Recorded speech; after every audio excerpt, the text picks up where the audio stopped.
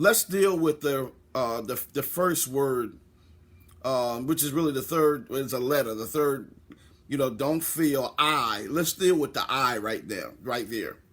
Let's deal with the word I. You have to remember that your limitations in terms of your life and moving on with your life, it's not by your strength that you can do it anyway. So when you say, I don't feel that, I can move on, that the let's take a minute to look at that, because you have limitations, and those limitations are in terms of you being able to feel that you can move on with your life. It's not by your strength that you're going to be able to move on anyway. So that's one of the things that's keeping you bound, is the I, is because you feel that you're in this by yourself, but you're not in this by yourself, because God created you for something so much better, and God cares for you more than you'll ever know. So it's never just I. And I'm going to show you that. It's going to get a little deep here. And so it's not by your strength that you can get away from this person and that you can detach from this person anyway. Even if you never met this person that you were dealing with, it has nothing to do, the I has nothing to do with them. Galatians 2:20. All right, I want you to follow me here, because this is where the preachy thing gets, but it's going to help you. Galatians 2:20 says, I am crucified with Christ. All right, think about this real quick. This is going to be so awesome tonight, and I'm glad you all are with me and you're really paying attention, because I'm going to relate this to the scriptures so you can see where you fit in and how you get out.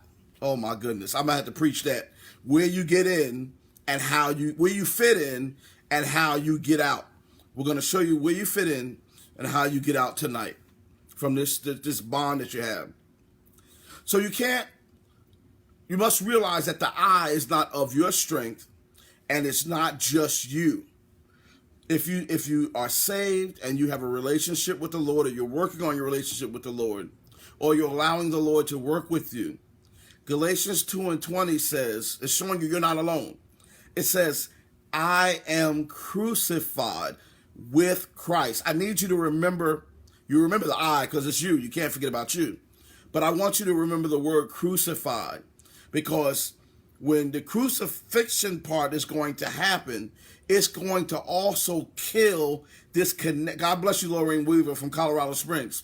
It's also going to kill this connection that you had with this person. So you and Christ together, by being crucified, is going to not only crucify the sins, but it's going to crucify the connection. It's going to kill the connection, though somebody's with me already, that you have with this person. Galatians 2:20 says, I am crucified with Christ. Nevertheless, I live. So it's saying, okay, I'm crucified with Christ, but I'm still living. I'm still breathing. I'm still functioning. Watch this. He goes on further to say, yet not I, but Christ liveth in me. So when you went down being crucified with Christ, it's sort of the same thing as a baptism. You're going down one way and you're coming up with a whole new life. The former things have been buried. Even as Jesus went down into the grave. I hope y'all can understand that. That's kind of deep. That's really deep right there. But if you really take time to dissect this, it's going to set you free in your relationship. When you're baptized, you normally go back. You have your arms crossed. You go back. Once you go into that water, all of those dead things are supposed to stay there. And this is symbolically. And when you come up again, you're actually imitating the death of the Lord and Savior, being put down into the grave.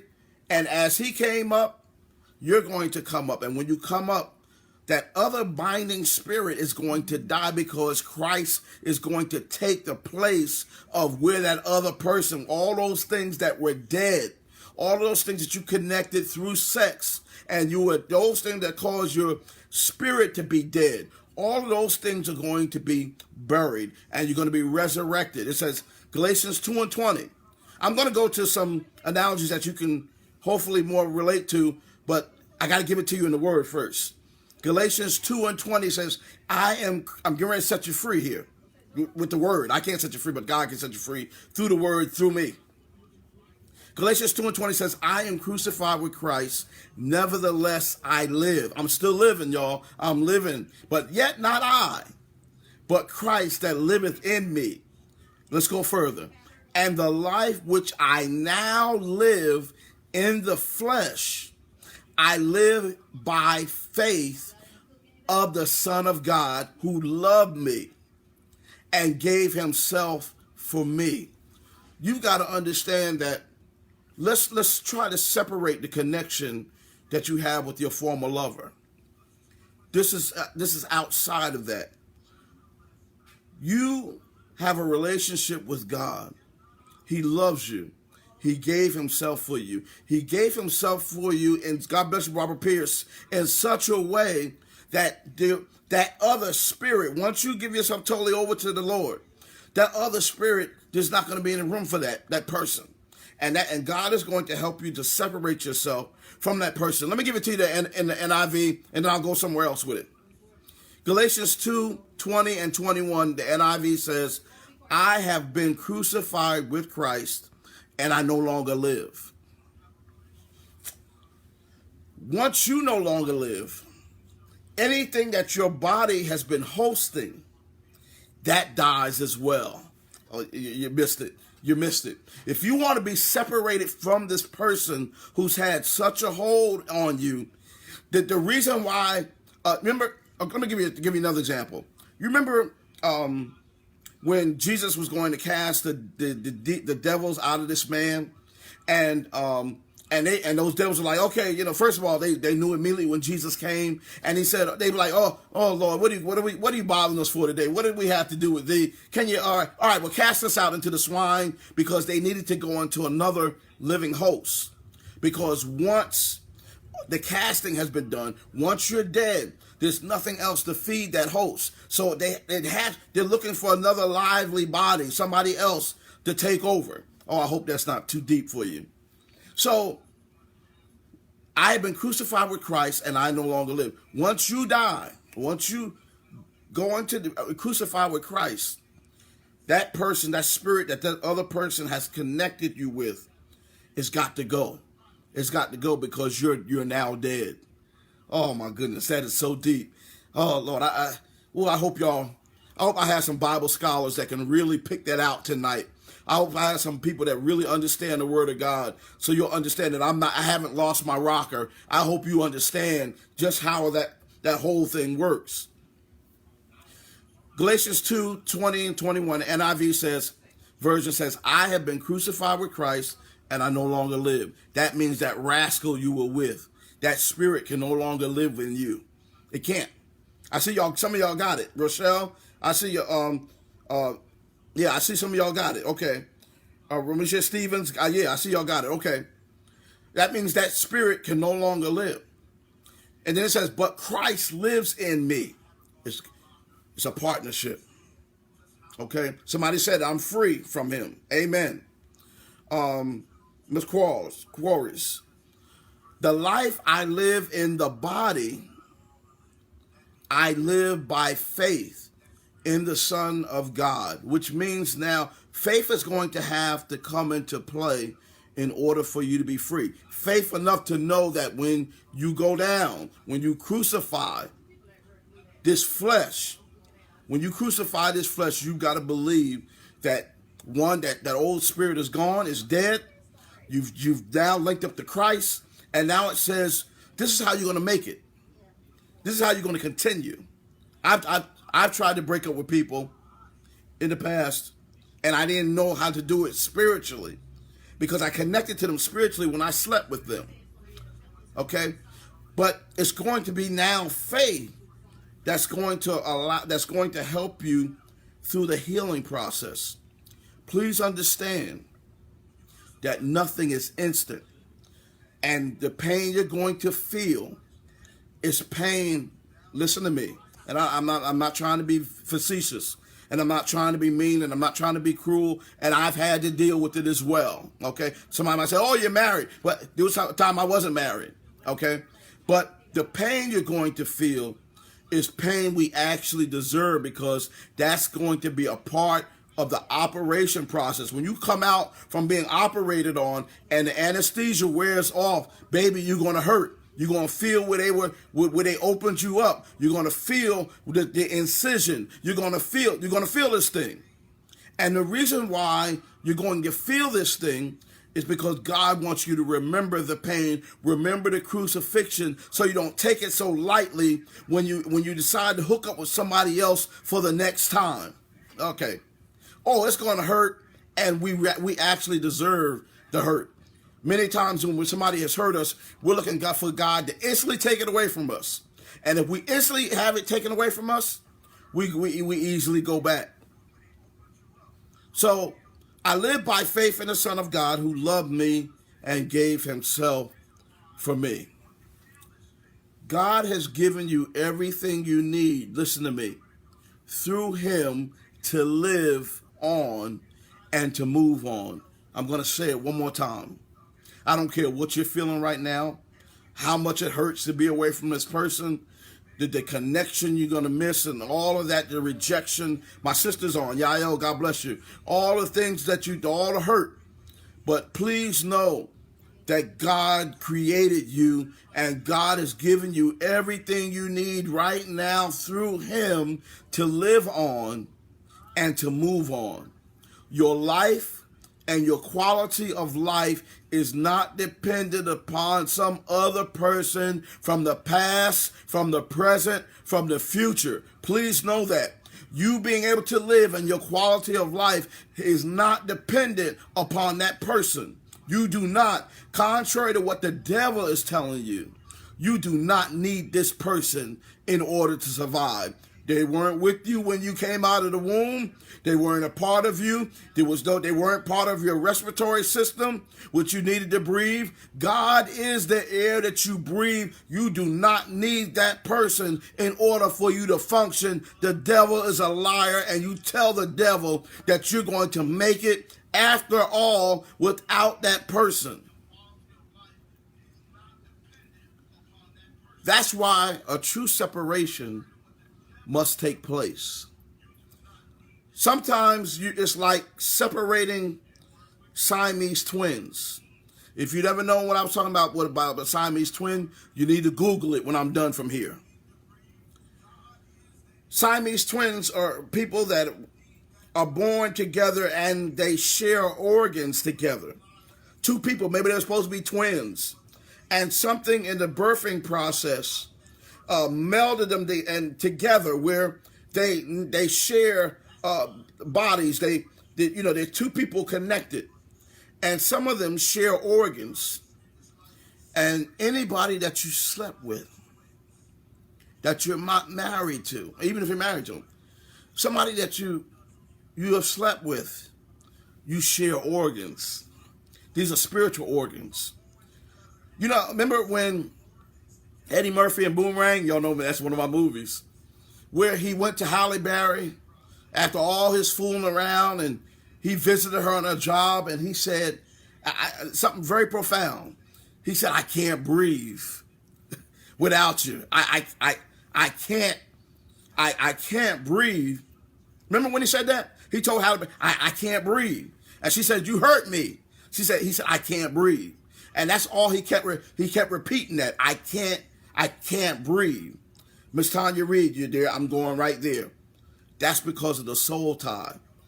They ended up sharing a spiritual respiratory system. So when he got away from her, that connection was, you ever felt like you were hyperventilating, you couldn't breathe without this person? That's a spiritual thing to let you know that you are sharing organs. That's how deep this thing is. I'm going to go deeper in a minute. I hope you watch this next movie I'm going to mention, because you'll get it easier if you watch this next movie I'm going to mention. You feel that you can't breathe because you're sharing an organ with the person. All right, I'm going to go somewhere else. Do y'all remember the movie? This is an old school movie. God bless you, Shonda Bonner. God bless you. God bless you. My prayers are with you, and we believe that God is going to deliver you through this. It's nothing that God can't do, and it was by God's design that you're here tonight, and all of you are here tonight with me. Please stay with me. I mean, this thing is deep. Here we go. Do y'all remember the old school movie called The Fly? If not, look it up. If not, it's an old school movie, but the actor was Jeff Goldblum. If some of you remember that movie, The Fly, let me know if you remember that movie. It was really a good movie. But they had like The Fly 1, The Fly 2, The Fly 3. I think they had like 3 versions of the movie that came out. There was this movie called The Fly.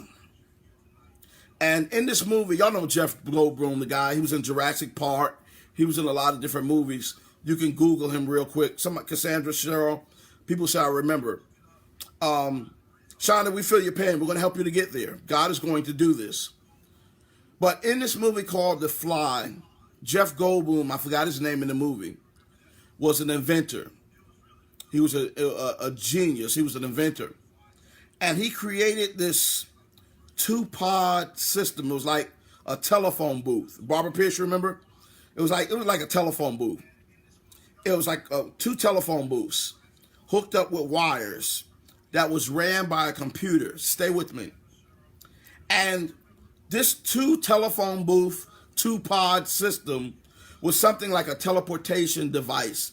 It was initially created for you to be able to go inside one telephone booth, press some buttons on a computer, and your genetics would be scrambled up and moved through the wiring to the second telephone booth, and you reappear in that second telephone booth or pod, okay? Stay with me. Y'all got it? Okay? So he was an inventor. I guess he was trying to invent time travel or something like that, where you would go from one location to the other, almost like Star Trek, like you're beaming from one place to another. But then he realized that he created a 3rd pod. So 3 telephone booths. So where it could medically, if you had cancer, watch me, where you had cancer in your body, he could program the computer. He wanted to this is what he wanted to do. Program the computer where, the computer had all of your DNA structure, everything, but it was able to detect something foreign that didn't belong in your body. You could dial the computer up to, as it transports you, to remove the cancer out, put the cancer in that 3rd pod, and you would appear in that 2nd pod, healed, totally healed. Pastor Ronald Green is with me. Felicia Quarles got me. You got me already. All right. So I've got to make sure everybody's with me before I move on. Jeff Goldblum from The Fly created an invention with 3 telephone booths.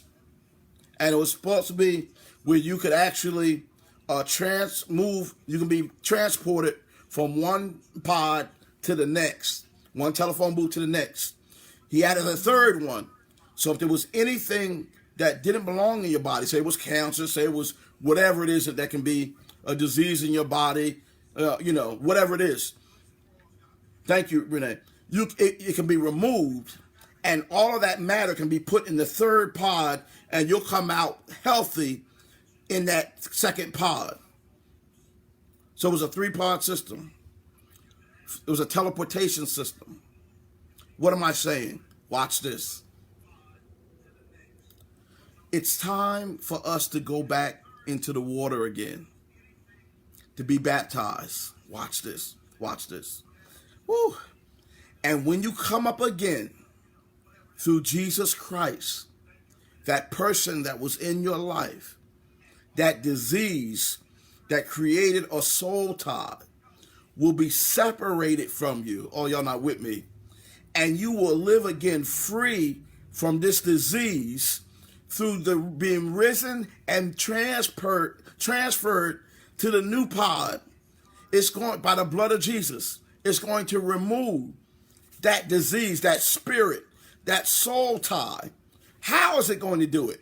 Watch this. Galatians 2:20 and 21 says, think about that, The Fly in the movie, how that process worked. I have been crucified with Christ. I went into the telephone booth. I had a disease in me, which was sin, which was the connection from this other person and the soul tie. But now through this process, I no longer live, but Christ lives in me. When you come out of this thing, you're going to come out transported, you're going to come out whole, and the disease is going to be gone. Y'all not with me? The life I live in the body, I live by faith in the Son of God who loved me and gave himself for me. Moving on.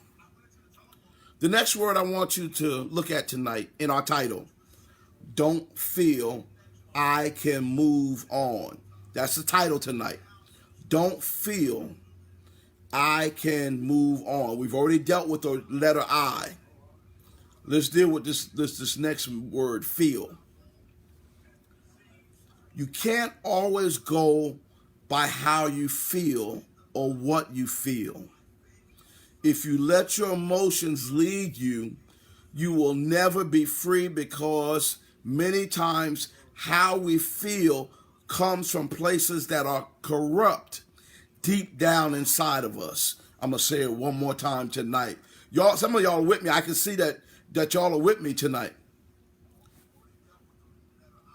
You can't go always by how you feel and what you feel. Because if you let your emotions lead you, you will never be free, because many times how we feel, watch this, come from places inside of us that are corrupt, deep down inside of us. What do I mean corrupt? Places inside of us that have been damaged from previous times in our lives. I'm talking to somebody right now. Something from our childhood. Something someone said to us. Something someone did to us. Rejection from the past. All of these things created corrupt things that are preventing us from functioning now. Many of us are clingy. We fall in love too fast. That's because of the corrupt places, the things that have been corrupted inside of us. What I mean by corrupt, I want you to think about it as a computer program. I had a computer crash on me not too long ago, and I tried to revive some of that data, but there were some areas and some segments that were corrupted when everything went wrong. And do you know that if there are a couple of sectors that are damaged, that can cause an entire computer program not to work? All right, now I moved over to computers now. I hope y'all with me. One or two corrupt files can keep an entire program from running. One key corrupt file can destroy a whole system from operating. Sometimes what I thought I felt for someone was nothing but a deep desire for them not to hook up sexually with someone else. All right, that might be a little too deep for you to really understand that. I thought I was in love with them. I thought I couldn't live without them. But the spirit that I connected with was so ingrained in me, and I was so attached to this sinful spirit and this connection that I thought it was love, but I really did not. My spirit that I had joined with them, I really didn't want them to hook up with anybody else. The relationship was jacked up. The relationship, yeah, Cassandra, I might have to do a part 2. The relationship was jacked up. They treated me bad. They abused me. They used me. I even accepted them having somebody else in their life. I even accepted being number 2. I accepted a jacked up position because I did not want them to connect with someone else. And it was all, the overriding thing was my feelings, what I thought I felt. You can't go by what you feel, because that's the thing that's going to keep you bound. If you go by what you feel, it's going to keep you longer than you ever planned on staying. If you go by what you feel, it's going to keep you longer than you need to stay. And when you get a chance to really step out of yourself, remember that 3-part system I mentioned earlier? If you could actually see what cancer looks like outside of the body, it's just an amazing thing. Some of these things that the doctor takes out of you when they operate a tumor or whatever, you've never seen it before until it was outside of the body. What am I saying? Watch me. This just came to me. Watch me. What you think you're feeling is actually something that is actually destructive that's inside of you. But you can't see it for what it is, and you won't be able to fully see it for what it is until it's separated from you. Until then, you're going to just think it's your feelings. Until then, you're just going to think that you can't separate yourself from it. All right. How you feel is often misleading. How you feel sometimes can override what is legal, what is spiritually legal, what God approves of, what God disapproves of, what is right, what is good for you. It can even override common sense. Your feelings can override all of those things. Yeah, how you feel. It can override what is spiritually legal for you. The right thing to do. It overrides what God approves of. It overrides what God doesn't approve of. It overrides what's overall good for you. And it overrides your common sense. How many of us have been so susceptible to being abused that common sense was no longer in the picture? If you went by common sense, you would have left this relationship a long time ago. If you'd have went by common sense, you would not have ended back in the bed with this person. If you were going by your common sense, you would not answer their texts and answer their phone calls. If you were going by common sense, you wouldn't be hooking up with them and being the third and fourth person being used and abused. Yeah. That's what your feelings can do. So you're going to have to separate yourself from your feelings. Also, when you go by feelings, you keep going back to that person who's dogged you out, time over, time and time again. It makes no sense to your friends. It makes no sense to your family. It makes no sense to your co-workers. It makes no sense to your children, but they watch you time and time, ending back up in their arms. AMA, against medical advice. Oh, y'all ain't with me tonight. Tonight is medical advice. Some people walk out of the hospital, AMA, against medical advice. I think I'm going to stop here. I had more. I had another analogy, but I think I need to let what I've given you just settle in your spirit. I don't want to take you in too many different directions. Let's come back for part 2, okay? Please listen to what I've said. Go back, replay this. Watch the movie, The First Fly, number 1, the first one, with Jeff Goldblum. If you've never watched that before, or just to refresh yourself with that invention that he made. And I want you to think about the analogy that I gave you tonight. I want you to go back and pray, reread Galatians 2 and 20 and 21. The second chapter of Galatians. And the 2 verses you're going to read is 20 and 21. And understand, if you understand Galatians 20 and 21, and you put it into action, it's going to separate you from this sin, from this person, from this hold that you've had for so long that's kept you bound. I love you all. I know that tonight, if you pray a prayer, if you believe God tonight, that you can be healed and the separating will start to take place. Watch this. I got to leave you with this. The recovery. You're going to feel pains from when you come out of recovery, because the anesthesia is going to wear off. You're going to feel pain in the therapy in the days to come. You need therapy, physical therapy. That physical therapy hurts. You're going to feel that. But it's for you to remember. If I put my hand on the stove and I burn my hand, you ever done that when you were a child?